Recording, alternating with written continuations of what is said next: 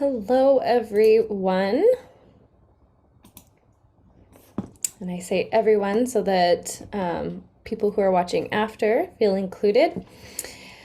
Welcome to the final day of my Calm, Confidence, and Connection webinar.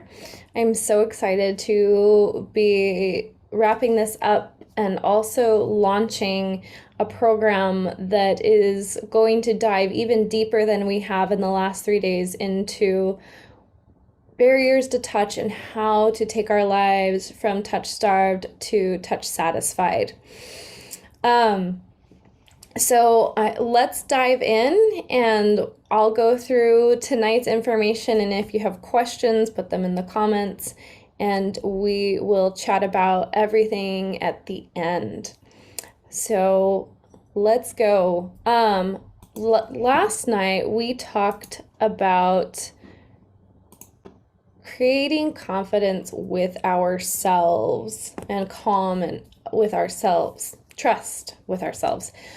Because once we establish trust with ourselves, it's easier to have trust to connect with others.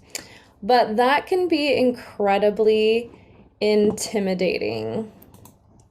Make sure this is going right. Here we go. That can be incredibly intimidating. So I've developed a few skills that make that process a lot easier, and I developed those when I was a Cuddlist, and I learned how to have positive conversations around touch and to work through those things with my clients. And a quote that really says it all is by Fred Rogers, and it says, "Anything that's human is mentionable, and anything that is mentionable can be more manageable. When we can talk about our feelings, they become less overwhelming, less upsetting, and less scary."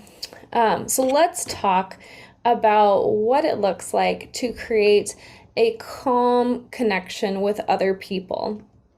And these are things that I practiced regularly in my sessions, and I learned because when I became a Snugglist, I came into it just because I knew that touch was my number one love language, and I thought, oh, it'll be so great to get paid and do something that I really enjoy myself. I didn't realize how much I was getting into with being present with other people and affirming them and what that looked like, and also having conversations to help normalize what was happening between the two of us.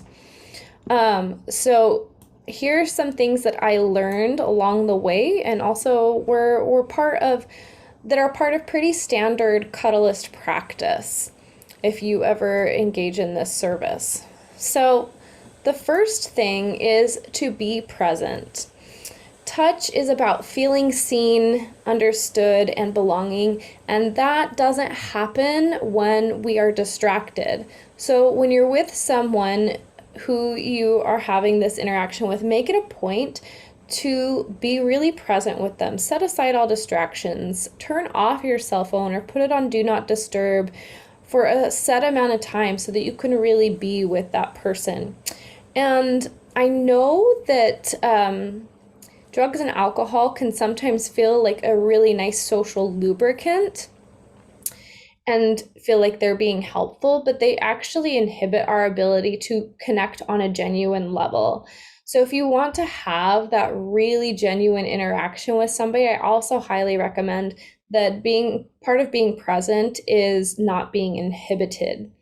And again, I say this is about being seen and feeling understood, and what we want for ourselves, we also want to give other people.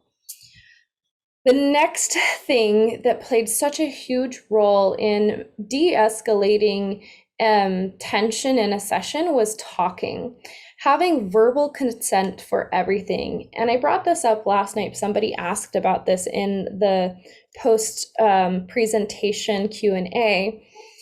What does that look like? And even though it may seem counterintuitive, it's actually quite simple. It's just saying, may I hold your hand, instead of doing that whole inchy, inchy, scoochy, scoochy, hand to hand until you get that nonverbal consent.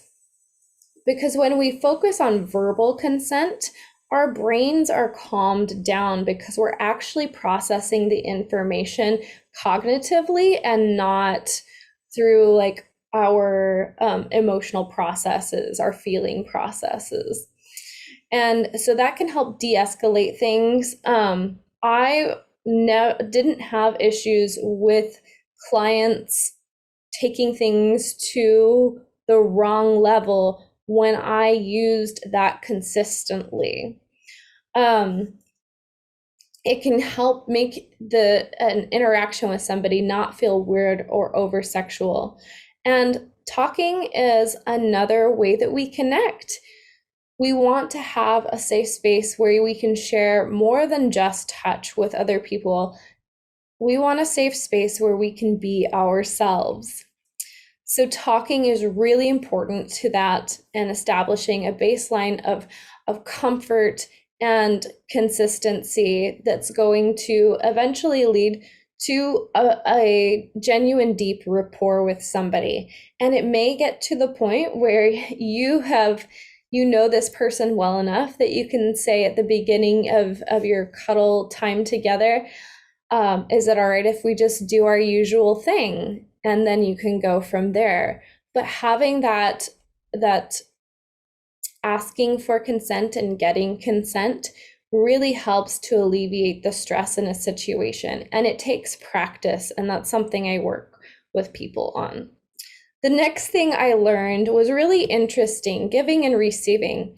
So when I started, I thought, I'm being paid, this is my job to give. I need to always be offering what they want as far as touch goes. But what I learned was that it was actually very satisfying for my clients to give touch to me. And they showed me how important giving is. And we need to be open to both giving and receiving touch.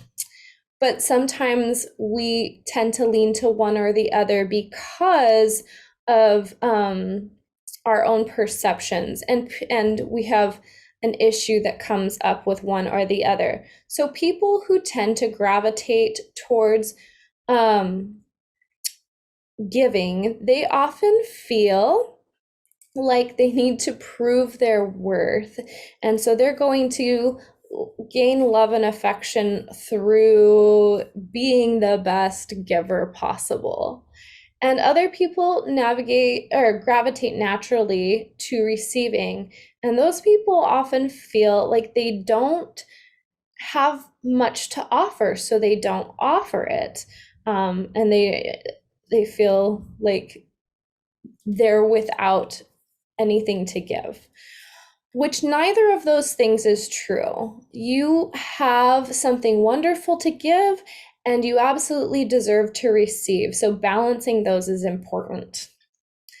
The next thing was kind of a hard thing for me, because I'm an emotional processor that processes things through tears usually, and that is to laugh. But laughing helps to, as I've mentioned in previous sessions, helps to calm the parasympathetic nervous system and release adrenaline that is built up through being in a heightened state of fight, flight, freeze, which our world puts us in constantly with the stresses and the issues that we're dealing with, constantly having to think about our personal safety and well-being, and having that in our face all the times. We often are in that heightened high performance adrenaline state.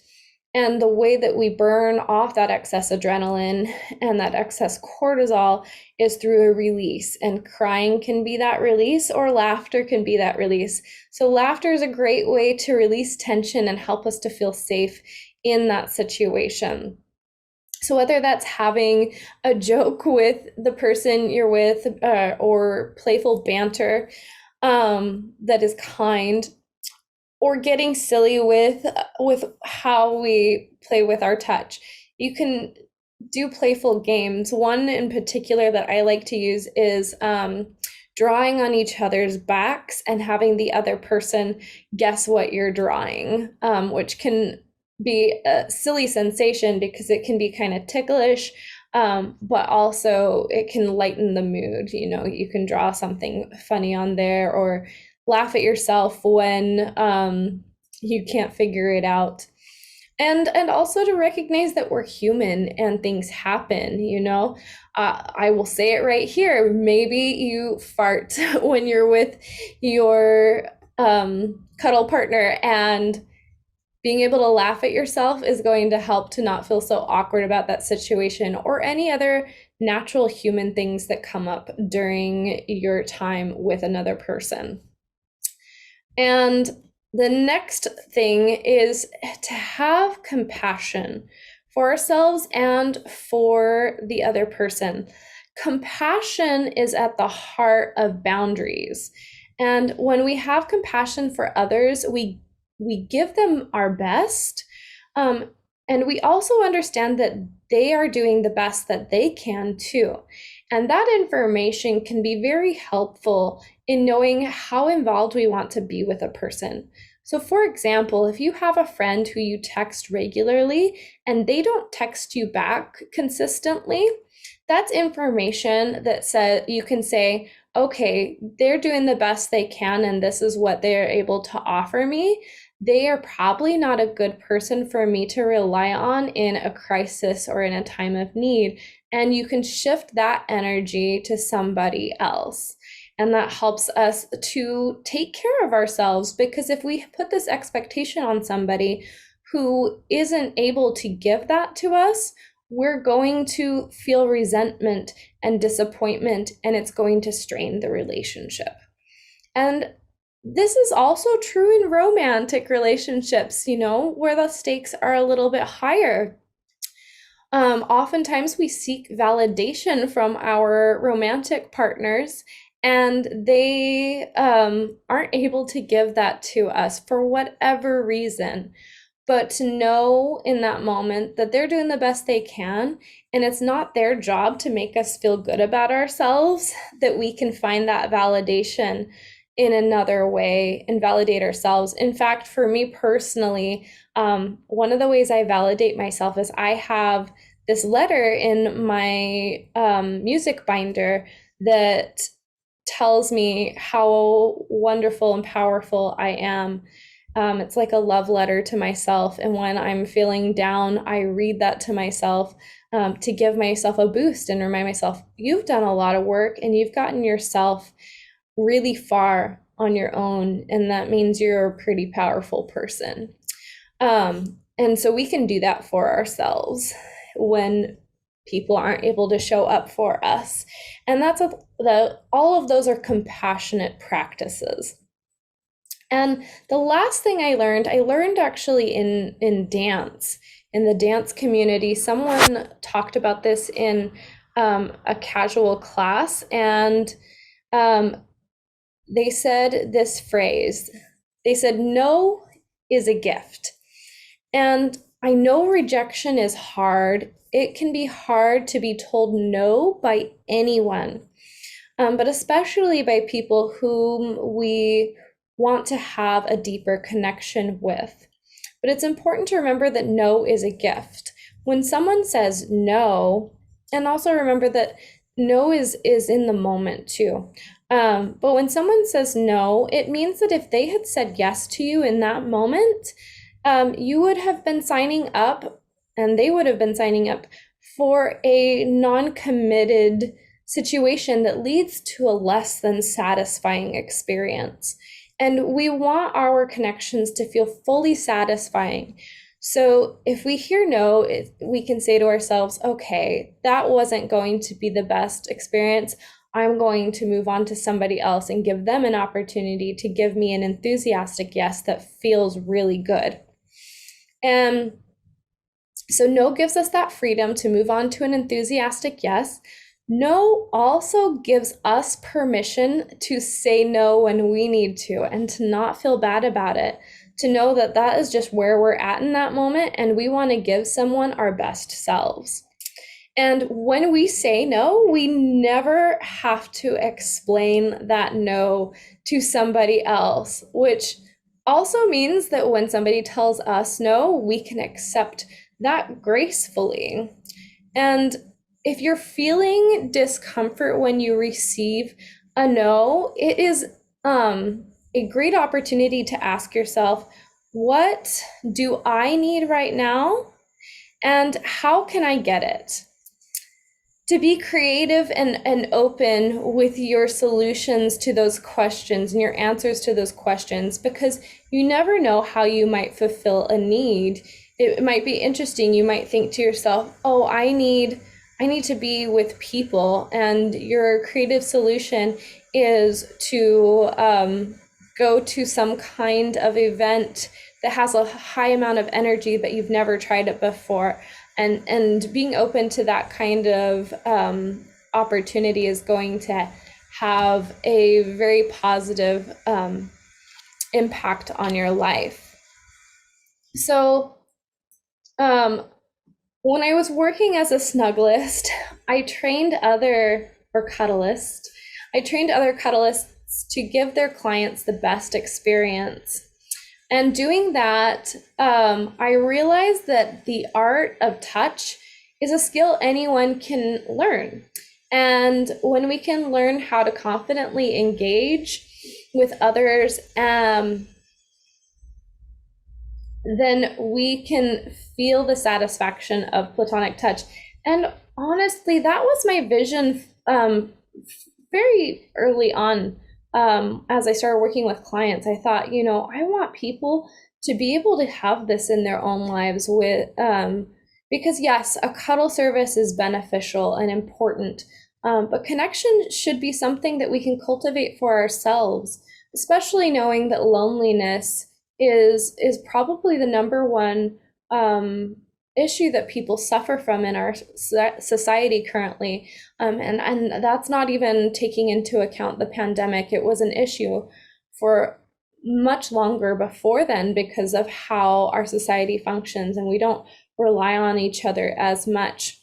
But I've taken my knowledge and distilled it into a practice that I can also teach you. And I want to take you on that journey of finding calm and bolstering your confidence, cultivating connections, focusing on self-reflection, and really honing in on what our barriers are, what our needs are, reframing those thought patterns, doing the touch exploration, so that we can communicate our boundaries and preferences and have a satisfying experience because we're showing up authentically.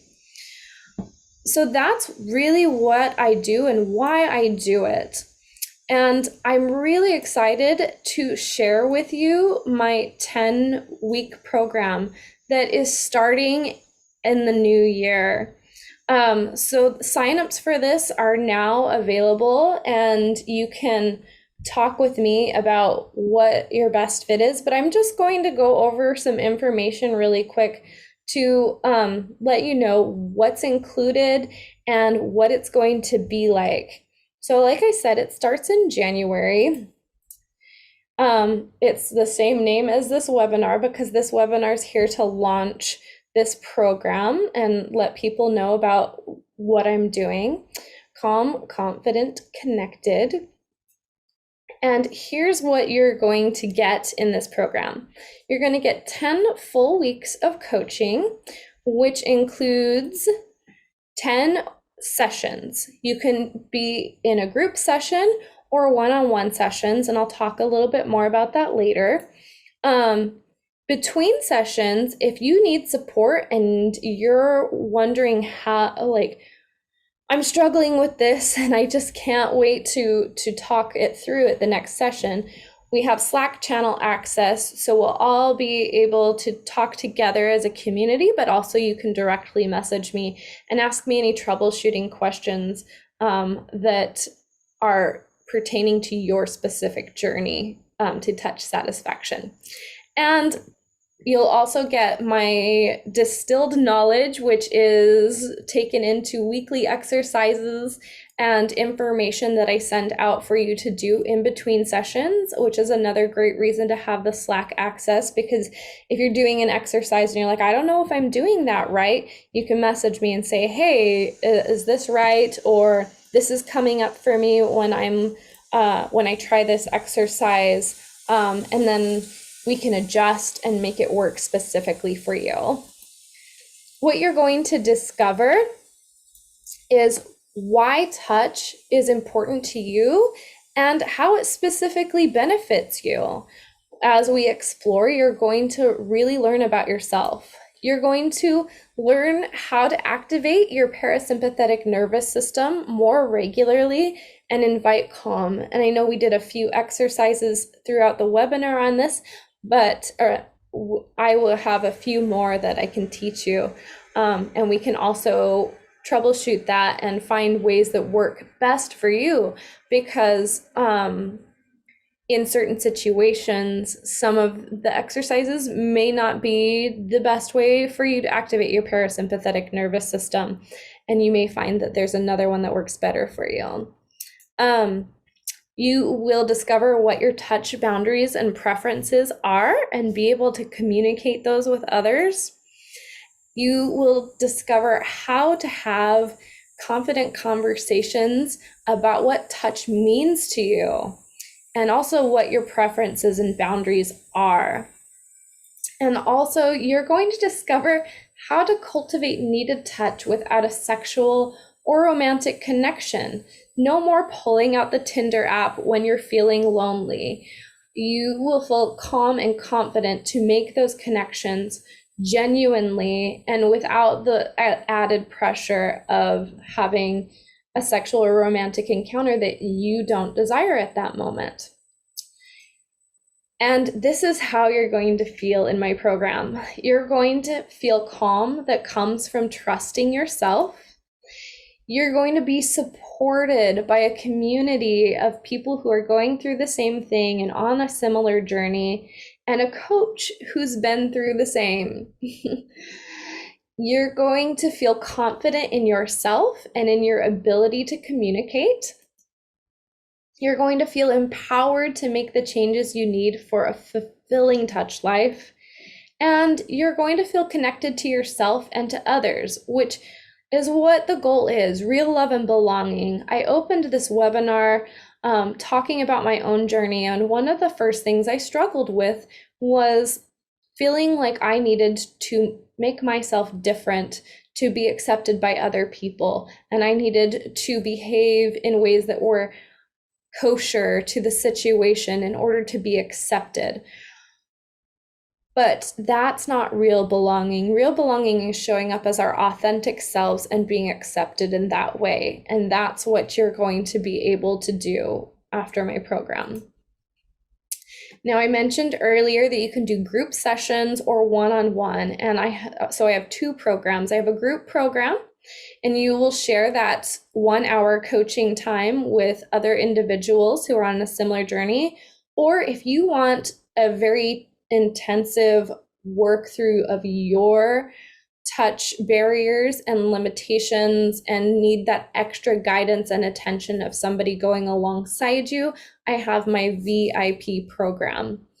So depending on how you feel, you would work best with a group or one-on-one, we can make both of those work for you, but you're going to get more attention and a more tailored experience with my VIP program. Now, I know you're all thinking, what is the cost of this? Now, the total value of my program is $3,400. And if you sign up for the VIP program, your investment is less than a third of that. And my group program is less as well. I have limited spots available. I'm a very hands-on coach, and I want to be able to give everyone my best attention to their journey. So I'm only able to take so many clients in this program. So I encourage you to get your spot reserved.